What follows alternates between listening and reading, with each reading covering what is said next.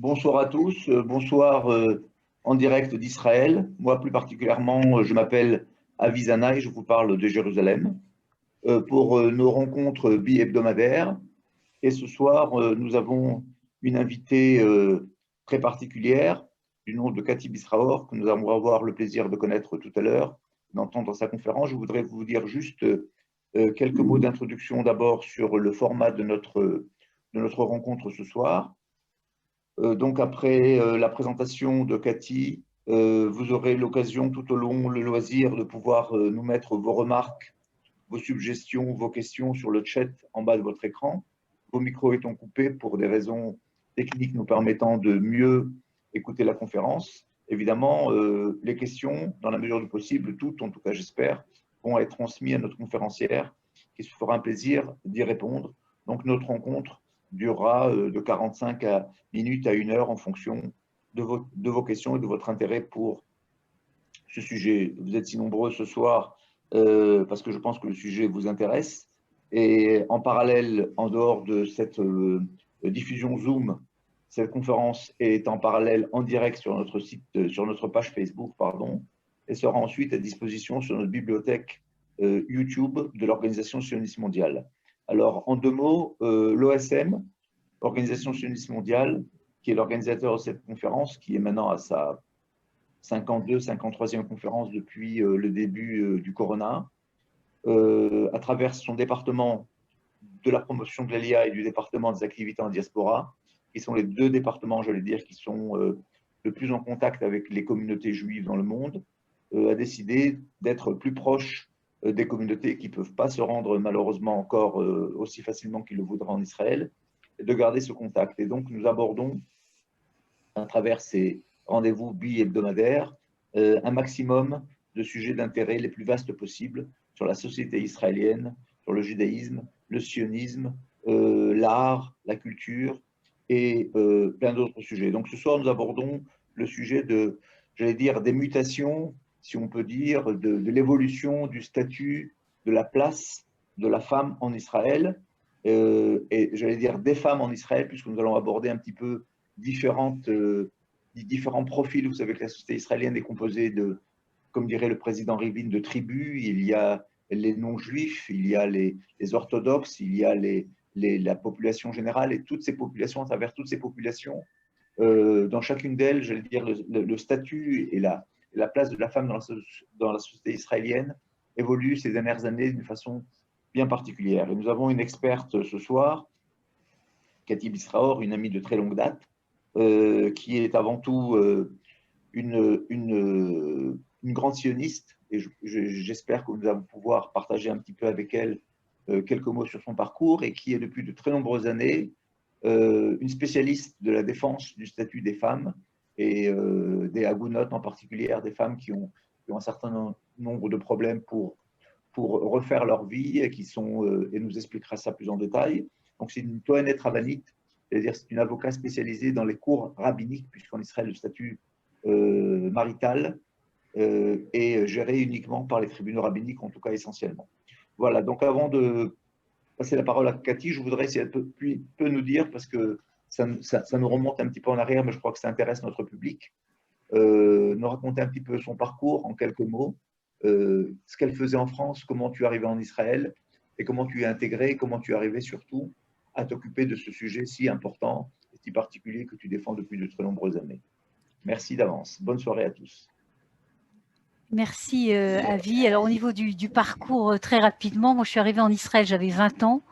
J'ai fait une partie de mes études en Israël, une partie en France, une partie en Israël, à l'université hébraïque de Jérusalem.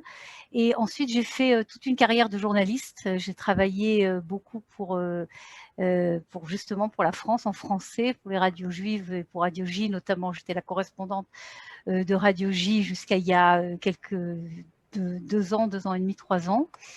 Et le changement du journalisme à ce que je fais actuellement s'est passé il y a à peu près 13-14 ans, où j'ai fait des études au début par plaisir, par volonté de connaître un autre monde, de Tohénet rabbinite. Ça veut dire, comme tu l'as dit, Avi, avocate devant les tribunaux rabbiniques.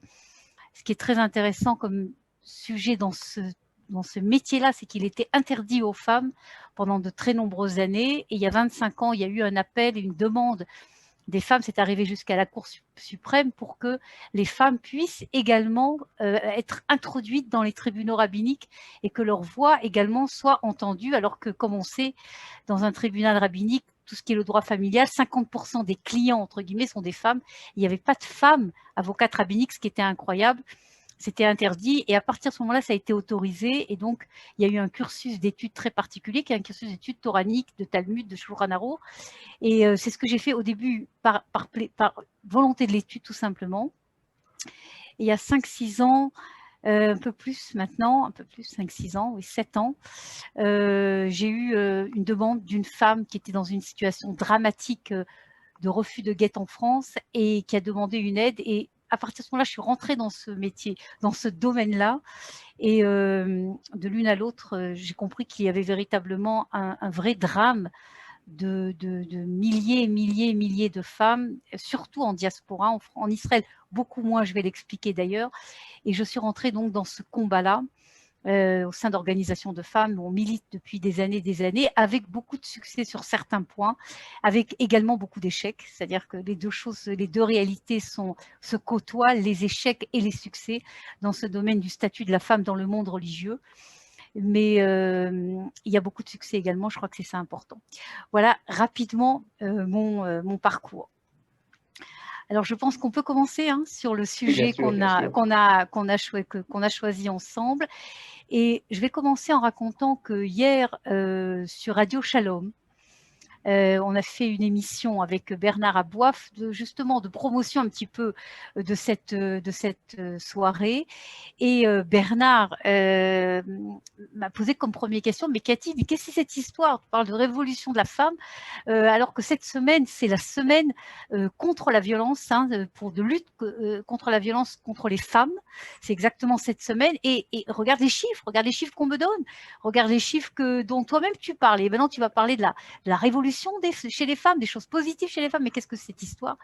Et j'ai répondu à Bernard que les deux réalités se côtoyaient, qu'il y avait des questions de violence et il y avait à la fois, côte à côte, je ne sais pas si on peut toujours parler du terme de révolution, mais en tout cas d'une évolution qui était spectaculaire dans certains domaines pour la femme. Et ça va être le sujet de la conférence ce soir.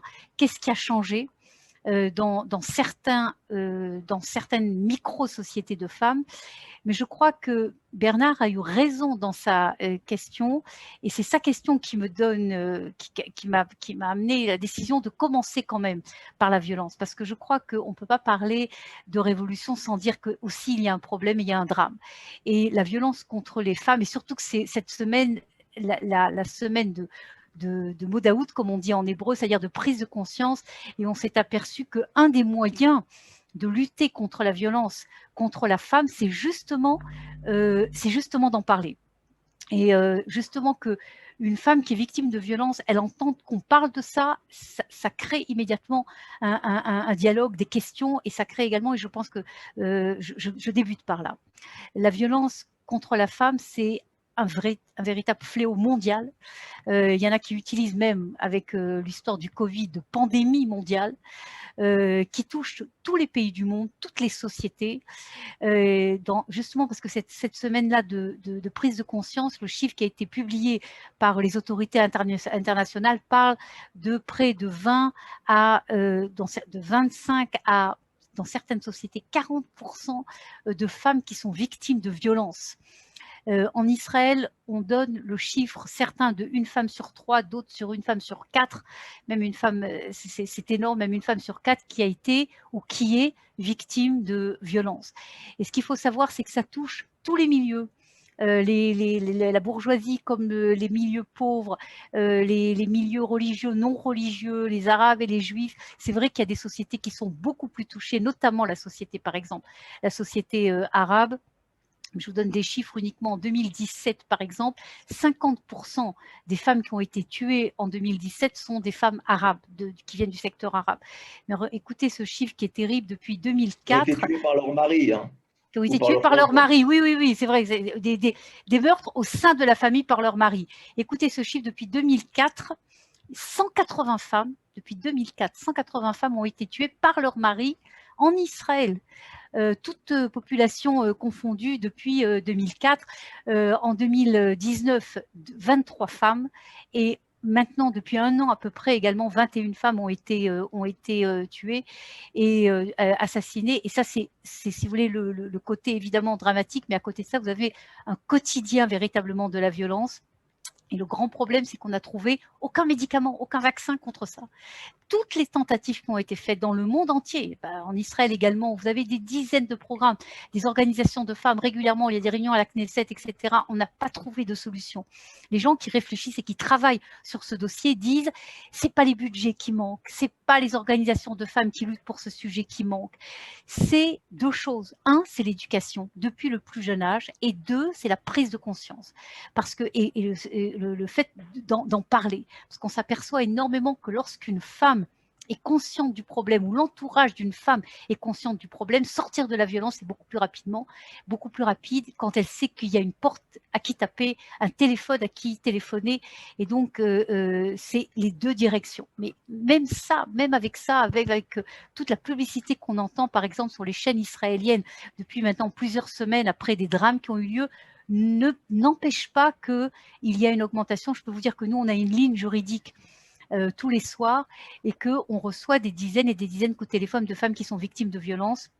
Et évidemment, dans cette époque du Covid, du Corona, le nombre de femmes qui sont victimes de violences au sein de la famille a presque doublé. Il y a eu, je vous donne le chiffre juste pour donner une idée de montrer ce qui se passe, alors qu'en 2000, uniquement depuis le début du Corona, il y a eu 7200 plaintes sérieuses de violences graves qui ont été déposées, ce qui fait le double de l'époque précédente.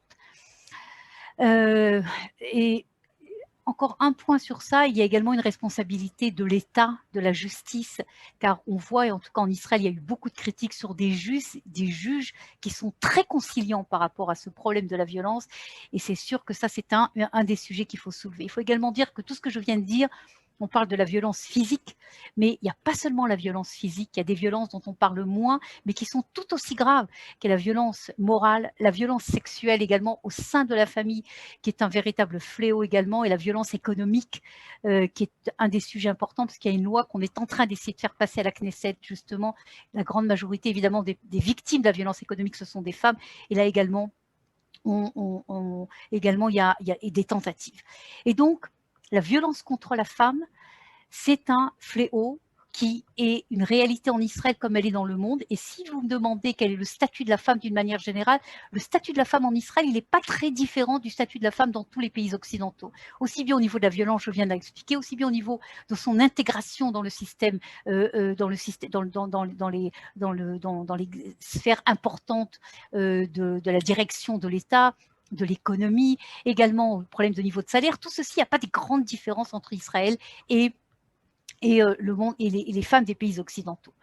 Où il y a une différence, et c'est le sujet de notre conférence ce soir, c'est quelque chose qui est très spécifique à Israël. Et à chaque fois que je parle avec des femmes, il y a des contacts évidemment entre organisations de femmes ici et du monde entier, à chaque fois elles sont passionnées par ces sujets parce que véritablement c'est spécifique à Israël à mon avis. En Israël, vous avez des micro-sociétés de femmes qui ont connu véritablement, pas toujours le terme de révolution est peut-être parfois exagéré, mais en tout cas, et qui ont connu des changements et des changements notoires. Et donc, il y aurait au moins une vingtaine de types de femmes qu'on pourrait analyser, dont on pourrait parler. On ne peut pas évidemment en 40 minutes parler de tout, donc j'ai choisi quatre micro-sociétés de femmes ou de types de femmes, et je vais essayer de montrer que les changements, ce n'est pas seulement, ça ne concerne pas seulement la femme qui est concernée par ce changement, mais également ça a des influences pour l'ensemble de la société dans laquelle elle vit, et peut-être également d'une autre manière sur l'ensemble de la société israélienne. Alors, sur quoi j'ai choisi de parler? De la femme bédouine. Qui est pas la femme arabe, hein, la femme bédouine, c'est très différent, je vais expliquer pourquoi. La femme ultra-orthodoxe. On assiste à un véritable, ça je crois que c'est beaucoup plus connu de vous également, de ce qui nous écoute, parce qu'on en a, moi-même j'ai énormément écrit sur ça, et je sais qu'on en a beaucoup parlé également dans les médias. Le troisième monde des femmes, c'est la soldate israélienne. Qu'est-ce qui se passe au sein de Tzahal avec la soldate israélienne? Et le quatrième, c'est moins une société de femmes qu'une implication de la femme justement dans le monde juif. Et Avi, tu as parlé tout à l'heure du problème de la femme à Gouna, du guet, etc. Et ça concerne quelle est la place de la femme dans le monde juif en Israël, dans le judaïsme d'une manière générale.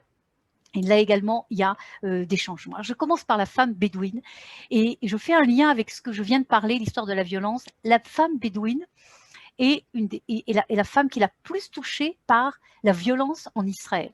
Le taux de femmes qui sont touchées par la violence, ce n'est pas une femme sur 3 ou 4, comme je viens de dire. L'évaluation, c'est qu'une femme sur 2, et quelquefois même plus, est touchée par de la violence au sein de la famille. Imaginez-vous ce chiffre, c'est-à-dire que 50% des femmes bédouines, et certains disent que c'est un chiffre optimiste, il y en a même qui disent 70% des femmes bédouines ont connu des phénomènes de violence au sein de la famille, en général de leur mari, mais pas seulement de leur mari, quelquefois de leur frère, de leur père, etc. Donc vous imaginez une société qui est une société patriarcale dans une situation dramatique, et les chiffres que je donne sur la violence de la femme bédouine, c'est également aujourd'hui. Un autre problème dans cette société bédouine, c'est qu'elle a été quelque part, si vous voulez, d'une manière incroyable, la femme bédouine a été victime de l'avancée médicale israélienne. Pourquoi? Parce que comme il y a une concurrence, souvent il y a la bigamie dans le monde bédouin. Alors une femme, elle arrive à 40 ans, avant à 35 ans, 40 ans, c'est fini, elle n'avait plus d'enfants, son mari se mariait, il avait d'autres enfants et puis c'était très bien comme ça. Voilà, ça fait très bien comme ça, c'était le système. Aujourd'hui, une femme, elle arrive à 40 ans, une femme bédouine, elle voit que son mari est en train de penser à se remarier. Pas de problème, la société, la médecine israélienne lui permet de continuer à enfanter 40 ans, 41 ans, 43. Et vous voyez des femmes bédouines qui font toutes sortes de traitements et qui arrivent à avoir des enfants alors qu'elles ont 44, 45 ans, aidées par la médecine israélienne. Conclusion, le taux de natalité de la femme bédouine israélienne est le plus élevé du monde, plus élevé que la femme africaine, plus élevé que des sociétés arabes où il y a énormément également de natalité. Et ça, c'est une des critiques énormes qui a été faite par tous ceux qui s'occupent de la situation de la femme bédouine, sans qu'on arrive à trouver une solution, parce qu'en fin de compte, si vous voulez, c'est l'envers de la médaille. D'un côté, il y a la médecine, ça sert, et de l'autre côté, regardez le résultat. Et dans ce monde complètement, on aurait dit presque apocalyptique, ce que je viens de vous décrire de la femme bédouine, et ben dans ce monde qui semble catastrophique, il y a eu une véritable mini-révolution. Le côté négatif de cette mini-révolution, c'est important de le dire, c'est qu'elle ne concerne pour l'instant qu'une minorité de femmes bédouines. Mais cette minorité-là, elle double à chaque fois. C'est-à-dire que toutes ces femmes bédouines qui sont arrivées à sortir de leur monde enfermées, sans études, violents, etc., si vous voulez, à chaque fois, elles servent de modèle, et le nombre de femmes la progression de ces femmes qui rentrent dans ce système-là, justement, de sortir de ce système dramatique de la femme bédouine, l'évaluation, c'est que dans 10 ans, les chiffres seront impressionnants et toucheront peut-être même 30 à 35% des femmes bédouines, ce qui serait évidemment énorme. Qu'est-ce qui s'est passé ? Ça s'est passé essentiellement autour de l'université Ben Gurion du Negev, l'université de Beersheva, qui a compris qu'il y avait véritablement un défi à relever, que vous aviez des jeunes femmes bédouines qui n'avaient pas le bac et qui étaient vouées, en fin de compte, à 13, 14 ans, parfois même plus tôt, elles sortaient complètement du système scolaire, elles se mariaient à 16 ans, elles avaient des enfants, et il y avait une de ces femmes bédouines qui a réussi, elle, par l'intermédiaire, qui avait fait un mariage et qui est arrivée à sortir et à faire des études, etc., a eu l'idée justement de créer des programmes, un programme qui permet à des jeunes femmes qui n'ont pas passé le bac, mais qui ont une volonté de trouver quelque chose, de rentrer dans le système universitaire. Et ce programme qui a débuté déjà il y a très longtemps, il y a une vingtaine d'années, a débuté aujourd'hui au début en tout petit pour des études qui des études courtes, et ça a progressivement augmenté. Et le résultat et la particularité de ce programme, c'est qu'il a respecté la culture de la société. On verra d'ailleurs, ça sera la même chose pour la femme ultra-orthodoxe. C'est-à-dire que ces programmes-là n'ont pas dit on va aller contre la société. Non, on a dit à la femme bédouine, elle venait à l'université pour rentrer dans ses cours accompagnée de son père et de son mari. C'est-à-dire qu'on n'a pas dit c'est une volonté de la femme bédouine de trouver un statut social contre sa famille, contre son statut. Non, pas du tout. Tu restes avec ton statut de femme, tu restes avec ton statut de fille protégée par ton père, mais tu accèdes à l'étude universitaire. Et ce système-là a permis à des centaines de femmes bédouines, non, peut-être maintenant beaucoup plus, maintenant des milliers de femmes bédouines, d'entrer dans le cycle de l'étude. Alors c'est sûr qu'il y a eu beaucoup d'échecs et il faut être réaliste, c'est pas facile évidemment. Quelqu'un qui a arrêté d'étudier à 13-14 ans, à 18 ans vous la prenez, vous la rentrez dans l'université. C'est clair qu'il y a eu des échecs, mais il y a eu également énormément de succès. Et lorsque vous analysez 15 ans après ces jeunes femmes qui ont réussi à accéder au savoir et à avoir un diplôme universitaire et à travailler en tant qu'assistante sociale, en tant que psychologue, maintenant même en tant que médecin, vous avez de plus en plus de médecins femmes bédouines. Il n'y a presque pas d'hommes médecins bédouins. C'est très intéressant, c'est un programme vraiment qui a touché les femmes, de femmes bédouines, de femmes ingénieurs également. Lorsqu'on analyse ce qui se passe dans ces familles-là de femmes bédouines qui ont eu un accès à l'étude, la violence, alors qu'elle est, comme je vous l'ai dit, le double, même parfois plus que le double de la société juive. Aujourd'hui, si vous prenez uniquement le facteur de violence dans ces familles bédouines où la femme a accédé au savoir, elle est identique aujourd'hui au niveau de violence dans le milieu juif, israélien juif. C'est-à-dire que si vous voulez, le fait même que la femme a accédé au savoir, c'est quand même très intéressant, a réussi en moins d'une génération, une demi-génération, de neutraliser totalement le fléau de la violence. Pas totalement, d'accord, mais au niveau de la société israélienne juive, le phénomène de violence dramatique que l'on connaissait au sein de la population bédouine. Même chose pour l'histoire de la natalité, c'est pour ça que je vous en ai parlé. Également, l'histoire de la natalité qui est un phénomène qui est dramatique évidemment pour la femme en macro et sur le long terme. Là également, ces jeunes femmes qui sont arrivées à l'accès à l'étude, également n'ont pas suivi l'exemple de leur mère et de leur grand-mère, etc. et ont eu un nombre d'enfants de 2 à 3 à 4 enfants, 5 enfants maximum. C'est-à-dire elles sont rentrées, si vous voulez, dans un modèle qui est viable pour une femme. Un autre exemple également de cette révolution qu'ont connue les femmes, de ces changements, je ne parle pas de révolution parce que c'est vraiment un petit nom, mais de ce changement, c'est une autre expérience également très réussie. Cette fois, ce n'est pas universitaire, mais c'est une tentative de créer des sociétés économiques de femmes. On le voit d'ailleurs dans plusieurs endroits en Israël, mais chez la femme bédouine, ça a été énormément développé, notamment dans l'artisanat. Une des sociétés, d'ailleurs, je ne sais pas, vous avez vu, il y a eu plusieurs reportages à la télévision française également sur cette société de femmes bédouines qui ont créé une société qui est devenue aujourd'hui une société internationale qui exporte tout l'artisanat bédouin dans le monde entier. Ça a été une initiative d'organisation de femmes israéliennes qui ont financé cette initiative de femmes bédouines, qui les ont regroupées, qui les ont aidées à tout niveau. Et ce modèle-là s'est développé également, par exemple, dans la gastronomie bédouine. Elles ont créé des sociétés qui ont également marché dans plusieurs domaines. Et là également, on voit un succès et un début, si vous voulez, de changement du statut de la femme complètement noyautée par la violence, par une société patriarcale et une femme qui commence, si vous voulez, à vivre sa vie, à s'assumer. Et ce modèle-là que je vous dis, par exemple, aussi bien au niveau universitaire que au niveau du quotidien dans l'artisanat a été copié dans d'autres pays du monde. Et vous avez des délégations qui sont venues en Israël depuis longtemps, depuis 5 ans, mais de plus en plus ces dernières années, dans le Negev, et qui ont essayé de comprendre comment ça marchait en Israël. Comment en Israël on est arrivé justement à permettre à ces femmes bédouines qui venaient donc de très très loin au niveau de leur statut de femme, qui était comment on les a propulsées, elles ont réussi elles-mêmes d'ailleurs à se propulser en moins d'une génération, en moins de 10 ans, à créer un autre modèle de femme bédouine. Et ce qui est très important, c'est ce que je vous disais au début, est-ce que ce changement, il a une importance uniquement pour cette femme bédouine qui est devenue médecin, cette femme artisanale qui est devenue chef d'entreprise. Est-ce que c'est important seulement pour elle? Non, pas du tout. C'est important évidemment pour sa famille, mais c'est important également pour l'ensemble de la société bédouine parce qu'elles sont aujourd'hui des images, des modèles. Et on sait très bien que dans ces sociétés, les modèles, c'est crucial. Ça marche par modèle.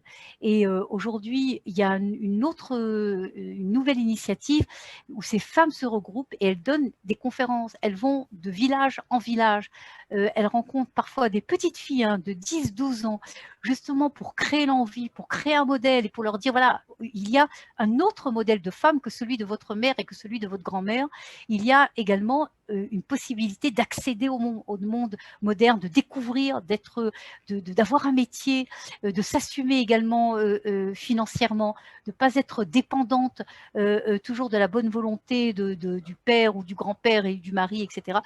Et là, je crois véritablement que dans le domaine de la femme bédouine, je pense que ça a pu être possible uniquement au sein de l'État d'Israël, parce que c'est l'État d'Israël qui a donné un soutien économique, l'Université de Ben Gurion également, mais pas seulement, l'ensemble de la société israélienne a participé à ces projets, et le résultat aujourd'hui est là, et je crois que ça doit servir de modèle encore une fois, et ça sert déjà de modèle à des femmes dans le monde entier.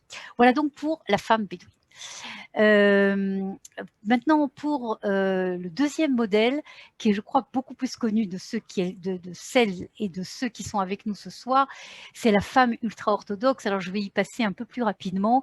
La femme ultra-orthodoxe, le point commun avec l'histoire de la femme bédouine, c'est que la même chose, c'est des révolutions que je qualifierais de l'intérieur. C'est pas moi, je veux changer de statut, je veux me libérer, je veux sortir du carcan religieux, entre guillemets, etc. Pas du tout. C'est ce que j'appelle une révolution de l'intérieur. Ce sont des femmes qui disent, parce que je veux rester dans mon monde, mais je veux que mon monde soit meilleur. Et je veux que les choses importantes de mon monde soient encore mieux respectées. Pour ça, je décide d'avoir accès au savoir. C'est ça qui a été le motto, si j'ai envie de dire, si vous voulez, l'idée même de ces femmes qui, il y a à peu près 25-30 ans maintenant, ont décidé que les femmes ultra-orthodoxes allaient arrêter d'être seulement, ce qui est très important, d'être mora, institutrice, etc. C'est sûr très important, ou d'être repasseuse, ou d'être jardinière d'enfants. Encore une fois, c'est important, mais qu'elles pouvaient également être ingénieures, qu'elles pouvaient également être psychologues, qu'elles pouvaient également avoir accès à des études qui n'existaient pas du tout dans le monde orthodoxe israélien. Je parle du monde orthodoxe israélien. C'est vrai que dans le monde orthodoxe américain, c'est totalement différent, mais dans le monde orthodoxe israélien, ça n'existait pas. Une des personnes les plus célèbres dont vous avez certainement entendu parler, c'est Adina Bar Shalom, qui est la fille du rabbin Ovadia Yosef. Et c'est très intéressant quand je vous parle de révolution de l'intérieur, parce que c'est une révolution qui a été soutenue par des rabbins. Le rabbin Ovadia Yosef a soutenu l'initiative de sa fille d'ouvrir le premier institut universitaire, Mirklala, ça s'appelle, c'est pas universitaire, mais ce sont des équivalents d'université, où des femmes pouvaient rentrer et commencer à avoir accès à des diplômes universitaires. Et je me rappelle, moi, il y a 15 ans, lorsqu'il y avait eu une ouverture encore l'agrandissement justement de cet institut d'Adina Bar Shalom, il y a 15 ans, c'est pas longtemps, vous aviez le monde ashkénaze, chassidique et litaï et lituanien, qui avait fait des pamphlets à Bnei Brak, vous aviez des affiches entières, mais comment, quelle honte d'envoyer nos filles là-bas, etc., etc. Il y a 15-17 ans peut-être, pas plus que ça. Et donc, il y avait véritablement un nom de ce monde-là. Et progressivement, dans ces instituts qui avaient été ouverts dans le monde séfarade ultra-orthodoxe, vous avez vu des femmes, des jeunes filles ashkénazes, de ces chassidoutes-là qui venaient étudier. Qu'est-ce que les rabbins ont rapidement compris qu'il y avait là un phénomène qui ne pouvait plus arrêter, comme on dit, le train était parti. Et depuis 15 ans, vous avez des dizaines d'instituts académiques qui ont été ouverts dans tous les milieux ultra-orthodoxes et pas seulement dans les milieux proches comme Adina Bar Shalom, mais également dans tous les milieux lituaniens et chassidiques. Même maintenant, les Neturei Karta, qui sont considérés comme véritablement disons, la frange extrême, etc. Même là, il n'y a pas exactement un institut académique, mais un semblant d'institut académique. En tout cas, il y a des formations qui étaient inconnues et qui étaient inconnues il y a quelques années d'assistante sociale, par exemple, pour les femmes. Ce qui est très intéressant dans ce phénomène de la femme ultra-orthodoxe, c'est qu'au début, je vous l'ai dit quand j'ai commencé à parler de la femme ultra-orthodoxe, et Adina Bar Shalom l'a dit exactement, elles veulent, ok, que leur mari étudie la Torah. C'est pas une révolution, je veux tout jeter à la poubelle, je veux changer la situation de non, non, non, je veux que mon mari étudie la Torah. Et parce que je veux que mon mari aille à étudier la Torah, continue à vivre dans un monde de Talmud, de yeshivot, etc. Pour ça, je veux avoir un niveau de vie qui permette à mon mari et à ma famille de vivre plus dignement. C'était ça l'optique, officiellement, entre guillemets. Maintenant, la grande question sur laquelle je n'ai pas de réponse immédiatement, mais c'est sûr qu'on n'a pas encore de réponse, mais il y a des études sociologiques qui commencent à être faites maintenant pour comprendre 15 ans, 20 ans, 15 ans après, disons, où le phénomène a débuté de ces femmes ultra-orthodoxes qui sont rentrées dans le monde du travail, du savoir académique. Est-ce qu'il y a des conséquences sur la famille? Est-ce que quelque chose a changé? Alors, dans mon domaine, à moi, je sais qu'on a fait une étude, il n'y a pas longtemps, une étude très intéressante qui a cherché si dans ces familles-là, le nombre de divorces avait augmenté. C'est-à-dire que si, par exemple, le nombre de divorces était de 1 sur 5, est-ce que 15 ans après, dans ces familles-là où la femme a accédé au savoir, est-ce que le nombre de divorces a augmenté? C'était très intéressant comme donnée. On a attendu beaucoup ce résultat de cette étude. Eh bien, la réponse est non. C'est-à-dire que l'entité familiale n'a pas été touchée par le fait que la femme a accédé au savoir et a gagné évidemment beaucoup plus d'argent que son mari, a eu une ouverture vers l'extérieur beaucoup plus importante que son mari. Pour l'instant, en tout cas, ce qu'on voit, c'est vrai que ça peut évoluer, mais pour l'instant, ce qu'on voit, c'est que ça n'a pas du tout touché la structure, l'entité familiale de la famille ultra-orthodoxe. Maintenant, il y a beaucoup de gens qui disent, est-ce que ça va changer le rapport entre l'homme et la femme? C'est vraiment une question passionnante parce que c'est sûr qu'il y a quelque chose quand même qui a changé. Aujourd'hui, vous avez des familles ultra-orthodoxes où la femme est avocate. Moi, j'en rencontre beaucoup dans mon métier. La femme est avocate, elle va, elle vient, elle participe à des conférences, à des réunions, à la Knesset, dans des tribunaux, etc. Et le mari, il est toute la journée dans la yeshiva. C'est-à-dire, qu'est-ce qui se passe au niveau du rapport du couple? C'est une question qui, pour l'instant, reste ouverte. Au niveau du divorce, je viens d'y répondre, mais est-ce que quelque chose va changer? C'est une question qui est beaucoup posée. Et lorsque vous la posez à une femme ultra-orthodoxe, elle vous dit pas du tout, pas du tout. Nous savons faire la différence. Nous restons exactement le modèle de ma grand-mère, le modèle de ma mère. Ce qui a changé, c'est que j'ai eu accès au savoir, j'ai permis à ma famille d'avoir un niveau de vie beaucoup plus élevé. C'est ce qu'elles disent aujourd'hui. Maintenant, c'est sûr que ce changement, si vous voulez, de l'accès au savoir de la femme ultra-orthodoxe, qui est un véritable, si à mon avis, il y a quelque chose qui est le phénomène dans le monde ultra-orthodoxe du 21e siècle, c'est ça. C'est le fait que la femme ultra-orthodoxe, elle est rentrée dans le monde du savoir et le monde académique. Je crois que c'est beaucoup trop tôt pour comprendre les conséquences, mais c'est sûr qu'il y aura une conséquence et je vais vous donner 2 exemples sur ça. Vous avez entendu récemment que, à cause du Covid, toutes les écoles des garçons étaient fermées, et garçons et filles étaient fermées, elles ont été réouvertes et on a réouvert les écoles pour garçons et pas pour les petites filles. Les petites filles sont restées à la maison jusqu'à aujourd'hui. Je crois qu'il y a quelques jours, ça commence à réouvrir, mais il y a des femmes ultra-orthodoxes qui ont été interviewées, etc. Elles ont dit non, c'est très bien, on accepte. Okay, on accepte que les petites filles restent à la maison et que les garçons, parce qu'on veut que nos garçons aient étudié la Torah, etc. Mais à Elad, il y a eu un groupe de femmes qui des femmes ultra-orthodoxes, qui se sont regroupées et qui ont dit non, on n'est pas d'accord. On n'est pas d'accord au niveau même du message qui est donné que nos filles restent à la maison, alors que les garçons vont travailler. Et toutes ces femmes étaient, pour la plupart des femmes justement, qui avaient suivi des cursus académiques, etc., et qui ont dit le message d'un message négatif. Les filles ont également droit au savoir. Et il n'est pas question, à cause du Covid, que les garçons reviennent et pas les filles.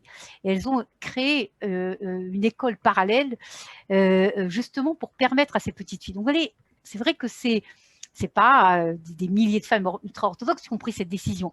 Mais je ne pense pas que ce soit un phénomène qu'on aurait vu il y a 20 ans, ce type si vous voulez, des femmes qui ont été contre l'avis des rabbins, hein, qui ont dit non, les filles également doivent aller à l'école et pas seulement les petits garçons. Un autre exemple, vous savez qu'il n'y a pas de femmes qui sont représentées à la Knesset dans les partis ultra-orthodoxes, ni dans le parti ultra-orthodoxe séfarade, Chasse, ni dans le parti ultra-orthodoxe Ashkenaz. Il n'y a pas de femmes. Tabou, stricto, interdit, entre guillemets. Et là également, il y a depuis un an un forum de femmes à Bnei Brak qui sont toutes vraiment issues, la plupart de Chassidout ou lituaniennes, des milieux, j'ai envie de dire noirs, hein, comme on dit, durs, mais qui ont dit il faut que la voix de la femme soit entendue dans le public. Alors elles sont évidemment pas du tout contre le rabbin qui dirige les partis ultra-orthodoxes, elles ne se montrent pas contre le rabbin, elles disent tout simplement il faut qu'il y ait une voix publique de la femme, il faut qu'on entende la voix. Et elles se réunissent régulièrement. Et au fur et à mesure de ces réunions, elles ont demandé aux partis ultra-orthodoxes de pouvoir envoyer une sorte de rapport.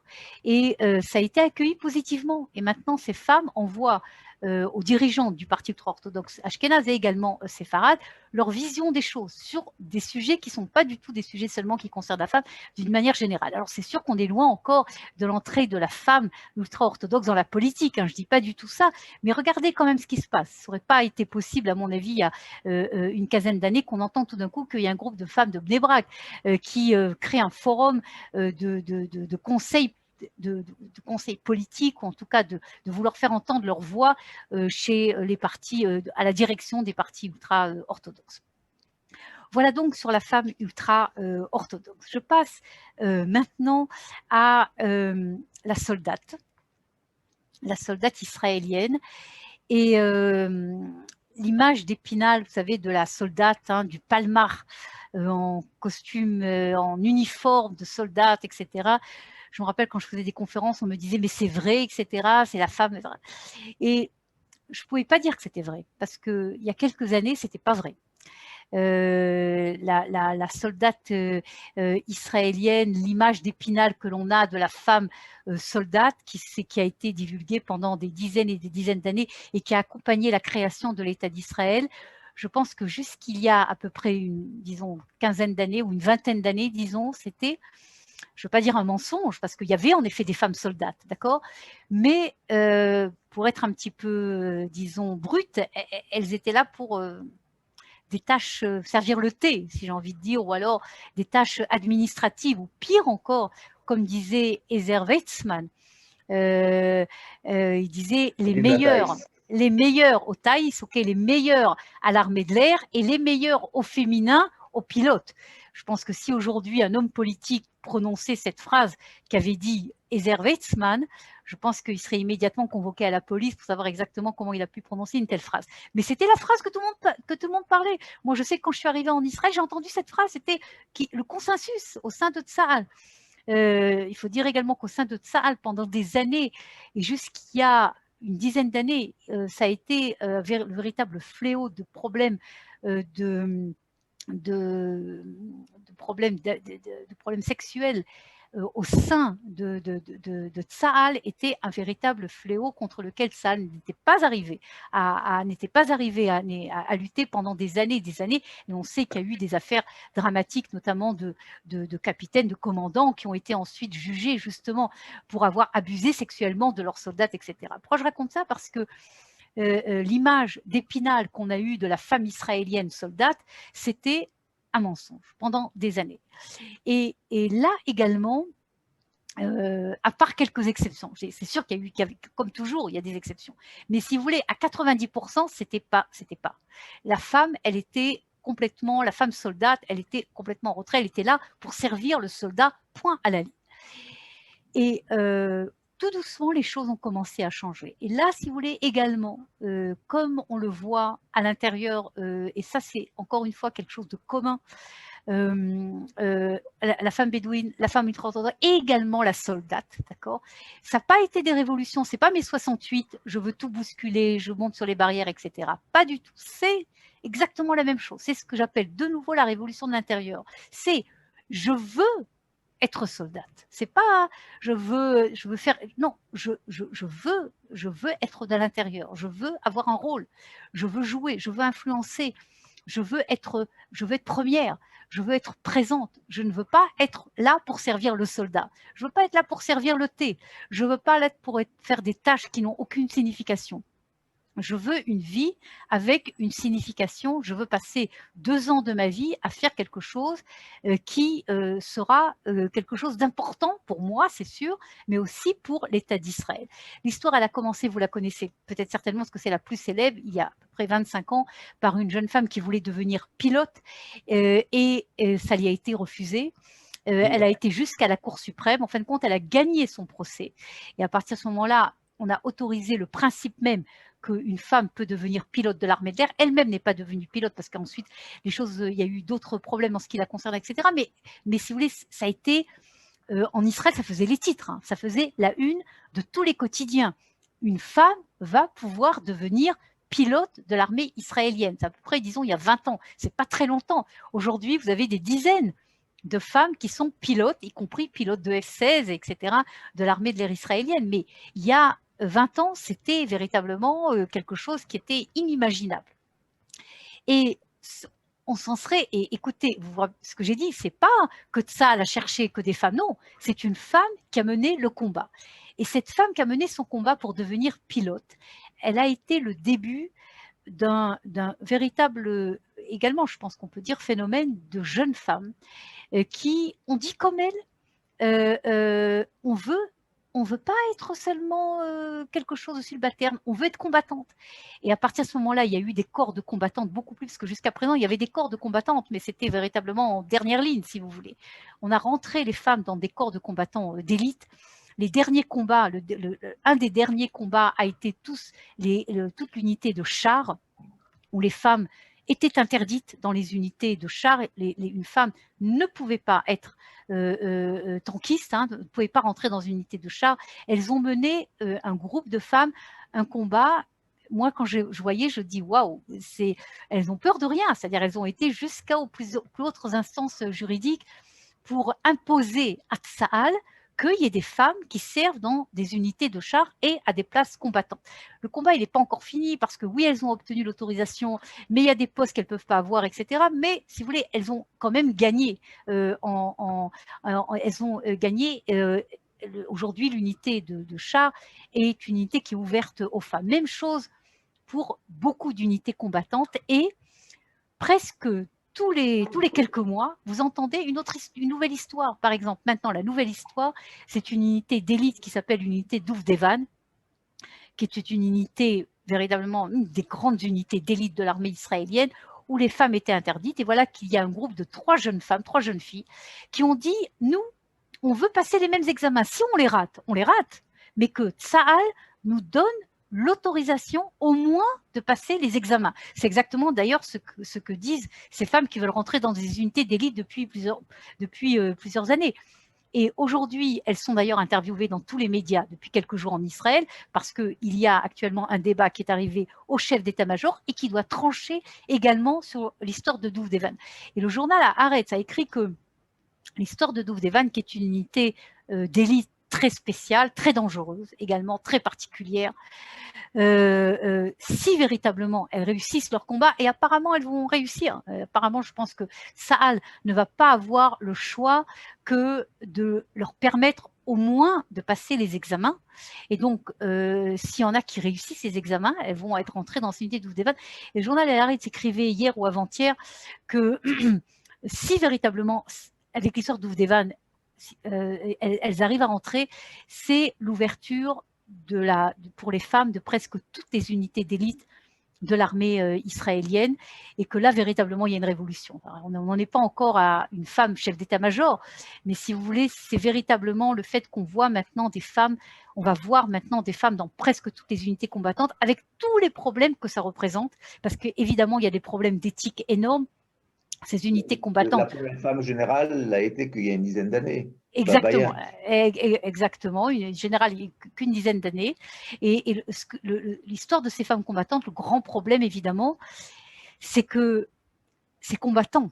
Et quand c'est combattant, ça veut dire que vous êtes face à l'ennemi.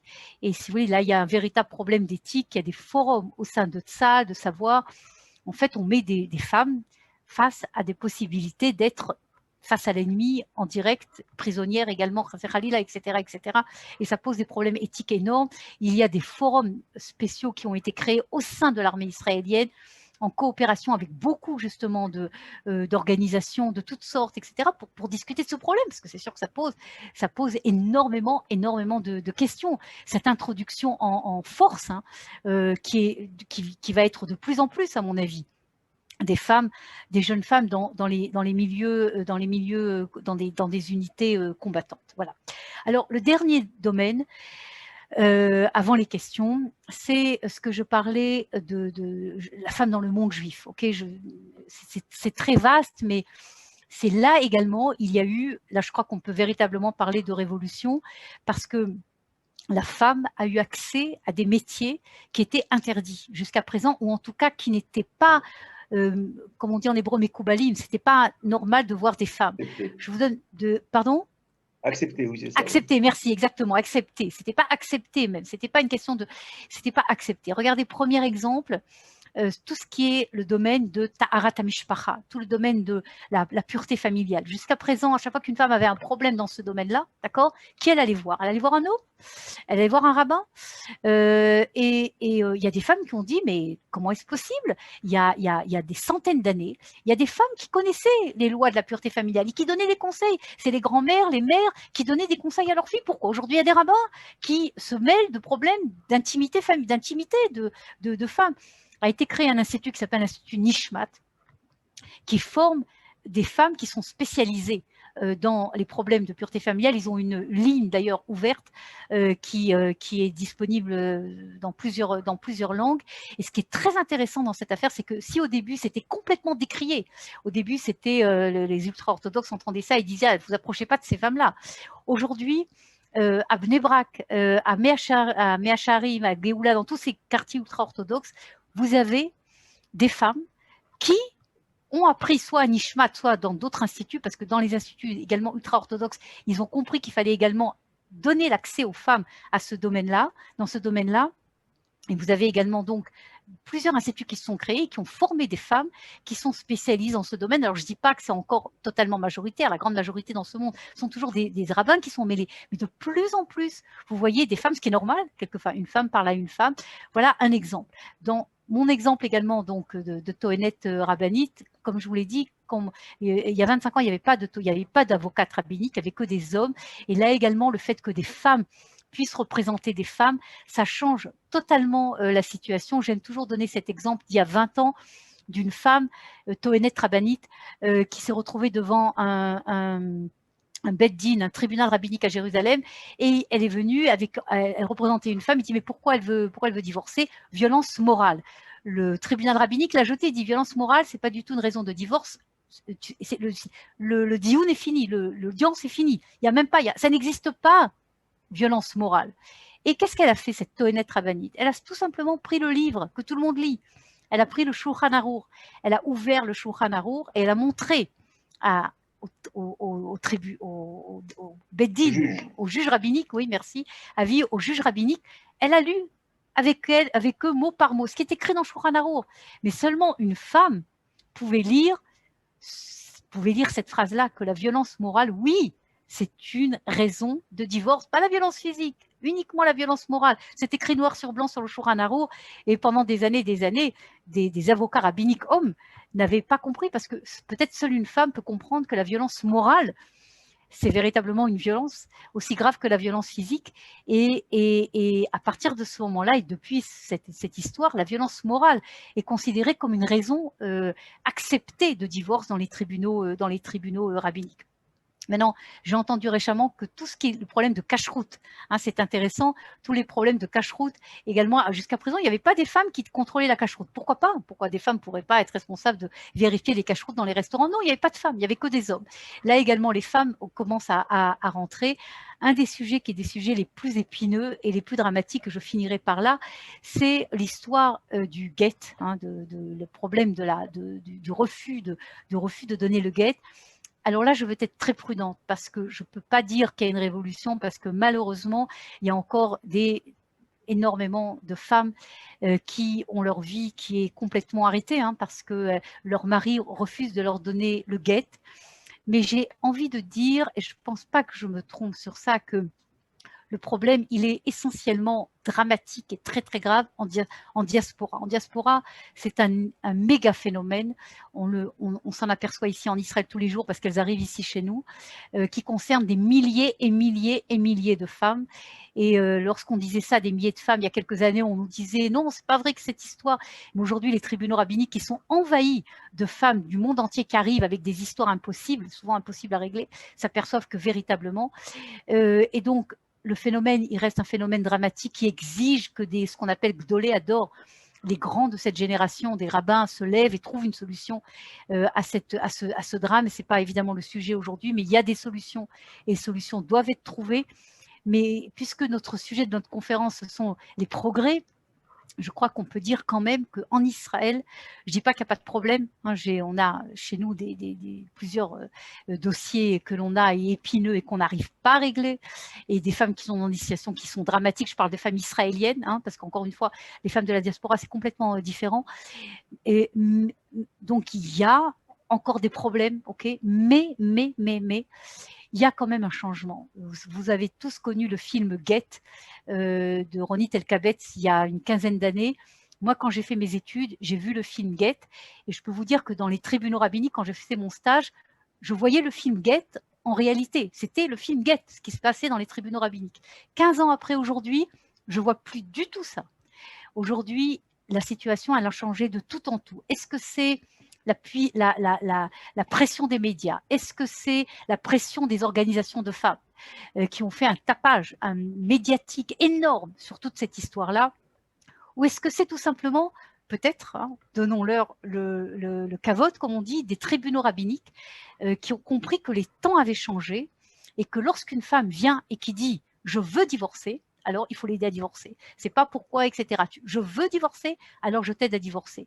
Et aujourd'hui, je peux vous dire que nous, entre avocates rabbiniques, on dit toujours on préfère représenter des femmes que des hommes. Parce que les tribunaux rabbiniques aujourd'hui, j'exagère pas quand je dis ça, j'ai presque envie de dire qu'ils sont féministes.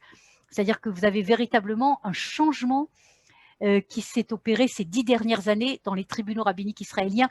Je ne dis pas que c'est à 100% vrai. Il y a des tribunaux rabbiniques qui sont restés de l'ancienne génération. Mais à 80%, il y a des tribunaux, les tribunaux rabbiniques aujourd'hui sont mobilisés, non seulement évidemment sur le fait que le guet, ça doit être donné lorsqu'il y a plus de chances de paix familiale, de shalom bayit, il faut que le guet soit donné, mais plus que ça, et je fais une référence encore une fois au film Get de Ronit Elkabetz, alors qu'avant, une femme qui voulait divorcer, c'était véritablement des mois et parfois des années de lutte contre le Beth-Din. Aujourd'hui, c'est plus vrai du tout. Aujourd'hui, une femme est entendue. Okay, qu'elle soit seule, qu'elle soit accompagnée de nous, d'avocates rabbiniques, une femme est entendue par les rabbins. Et lorsque elle dit il n'est pas violent physiquement, il travaille, non, il ne boit pas, non, il ne joue pas, non, mais je ne veux plus vivre avec lui, je veux divorcer. Ça aurait été impossible il y a quelques années et aujourd'hui, ce n'est plus du tout le cas. Et je pense que ça également, il y a une avancée qui est importante. Voilà, alors je veux conclure en faisant quand même une référence aux femmes de la Torah, parce que quand on voit les histoires de femmes de la Torah, je pense que les modèles sont là.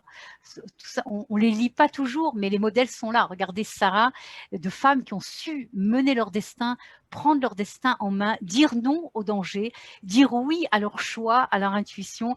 Regardez Sarah et Menou, la femme d'Abraham, qui a en fin de compte dirigé ce qu'elle voulait, qui a réussi à neutraliser et Agar et Ishmaël. Rivka, évidemment, qui, on l'a lu il y a la semaine dernière, contre l'avis de son mari, est arrivée à faire une manipulation et a choisi Yaakov contre Esav. Évidemment, Rachel et Léa, qui ont dirigé même leur mariage et tout leur rapport avec Yaakov.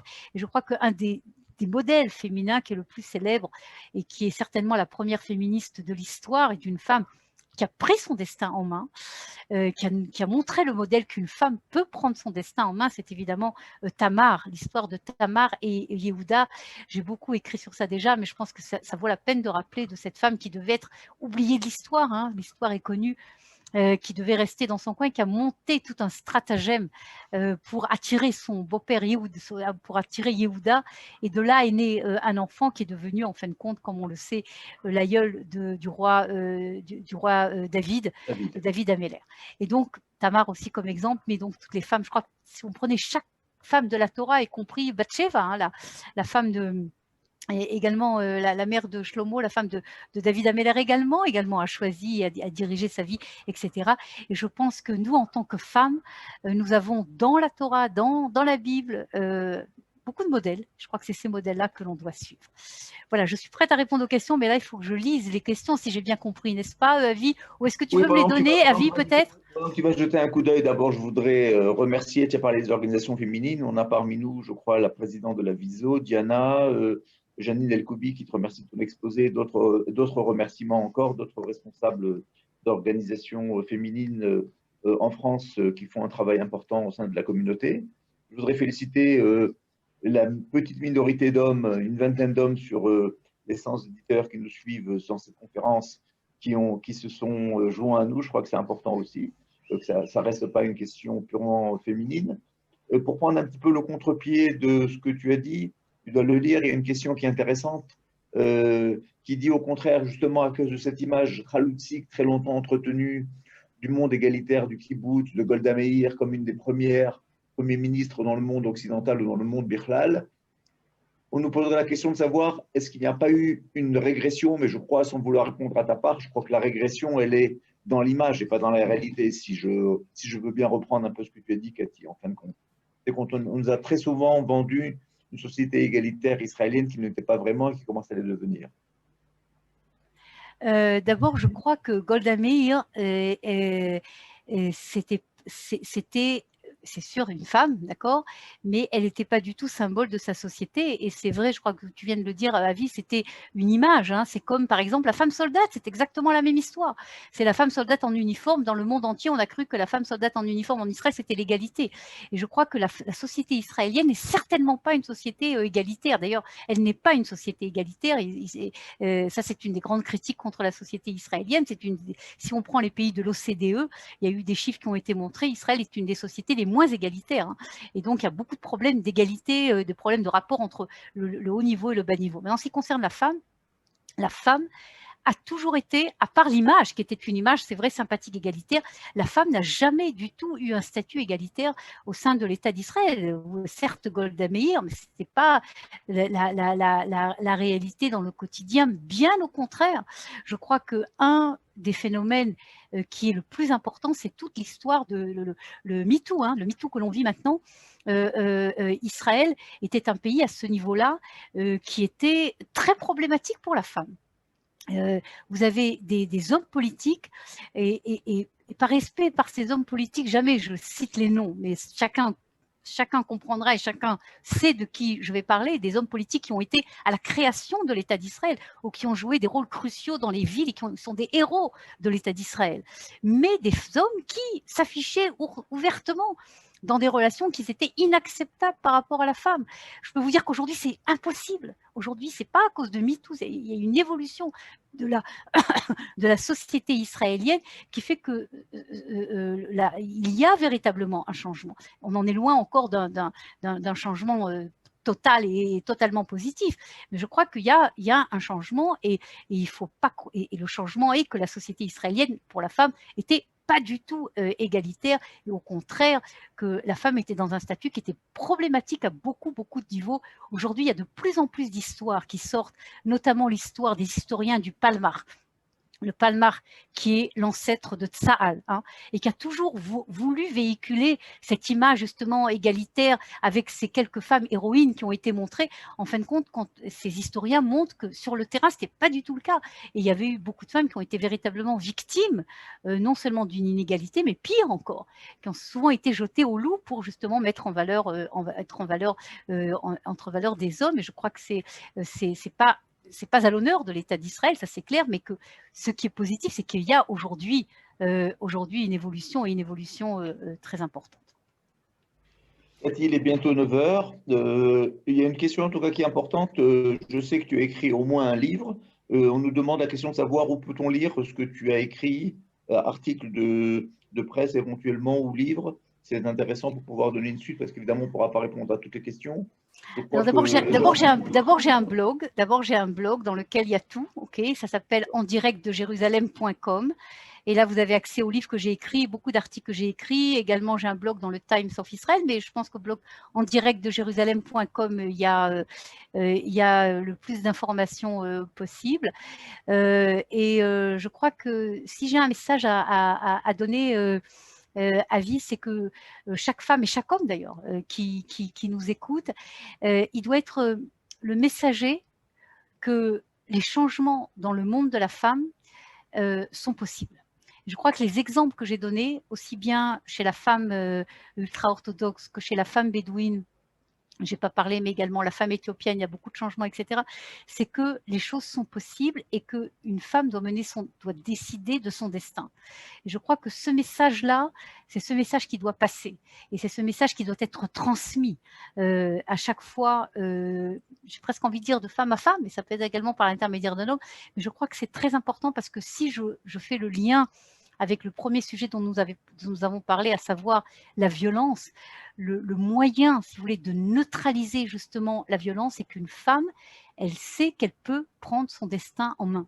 Que même si elle se trouve dans une situation dramatique, que ce soit une situation de violence, quelle que soit une situation dramatique, que les exemples que j'ai montrés, les exemples qui nous sont montrés de ces femmes en Israël, pas seulement les femmes de la Torah dont j'ai parlé, mais les exemples de ces femmes dont j'ai parlé justement, de tous ces milieux, qui ont réussi malgré toute attente, hein, qui ont réussi justement à sortir de ce monde-là, eh bien, je crois que ce sont des exemples et c'est cet exemple-là que chacune d'entre nous et autour de nous doit être suivie. Je crois qu'on va terminer sur ces bonnes paroles, même si on n'a pas pu répondre à toutes les questions comme on avait promis. Je voudrais remercier d'abord Yasmine Manahem de Paris, qui est l'initiatrice et la directrice des programmes d'Israël s'invite chez vous, et qui va nous donner, je crois, un rendez-vous déjà dès dimanche. Une seconde, Roselyne, hein, une seconde. Une seconde. Pour une prochaine conférence. Naftali Lévy de l'ESM, et évidemment, surtout, Cathy Bisraor, pour cette vraiment passionnante… Cathy Bisraor Ayash. Ayash, excuse-moi, voilà. Pour le Shalom Bayit, il ne faut pas oublier Ayash. Voilà. L'avoir connu très jeune, effectivement. Voilà, je vous remercie, un public très fidèle et qui est, en tout cas, apparemment été enchanté par ces informations sur Israël. Il y a encore beaucoup de travail, mais nous allons continuer pour faire en sorte que l'État d'Israël soit vraiment une lumière pour les nations dans tous les domaines. Je crois que c'était aussi un des domaines fondamentaux. Donc, Yasmine, tu peux nous dire notre prochaine rencontre, c'est… C'est dimanche à 11h. C'est à l'occasion des Kaftet Ben November pour le plan de partage de 1947 et aussi lundi soir avec Michael Greenspan. Oui, Michael Greenspan, une conférence très intéressante sur les Juifs d'Afrique du Nord, un film très particulier qu'il a fait, une discussion, Michael Greenspan, qui est un expert en la matière. Voilà, vous pouvez nous suivre sur notre page OSM sur Facebook et sur évidemment le courrier que vous recevrez de Yasmine. Merci encore et Shabbat Shalom à tout le monde. ביי, תודה. שבת שלום.